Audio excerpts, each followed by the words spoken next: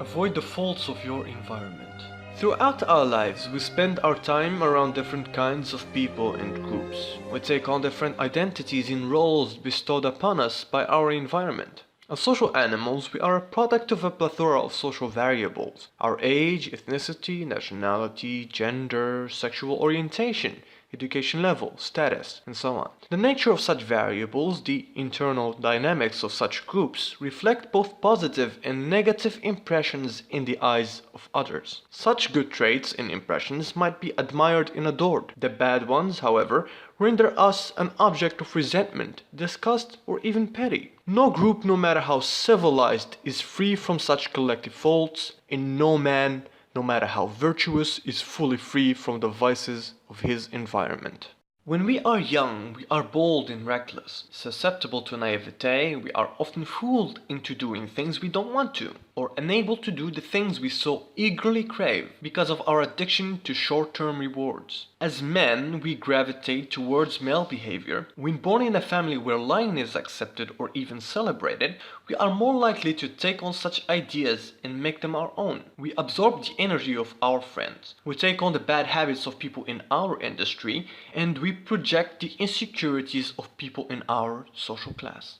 Understand, it's the triumph of cleverness to shield oneself against those failings. Always correct such behaviors or hide them if the habits are too hard to break. Always seek to defy expectations. After all, the least something is expected of you, the more it is valued. Plan around such defects, be the exception to the rule. In doing so, people will soon start to gravitate toward you. Noticing the contrast between you and your peers, your value will elevate and opportunities will arise. If people try to investigate the secrets of your uniqueness, never explain too much. Let your actions do the work for you. Arouse wonder and veneration in their minds and hearts by mixing a little mystery with everything.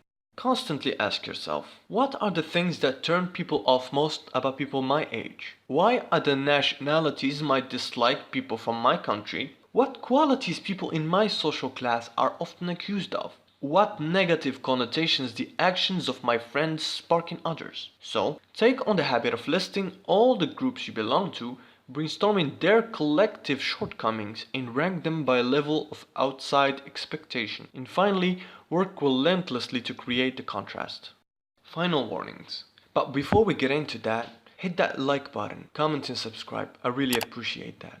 Also hit that notification bell as well if you still haven't. First, no one is immune to influence, and those who believe they are shielded against their environment are the most susceptible of all. Their lack of awareness and internal rigidity will be their downfall. Second, never show outward disapproval of your peers or belittle them by enumerating their faults. Such outward defiance will only alienate you and cast you as a mere wannabe, or even worse, a sellout.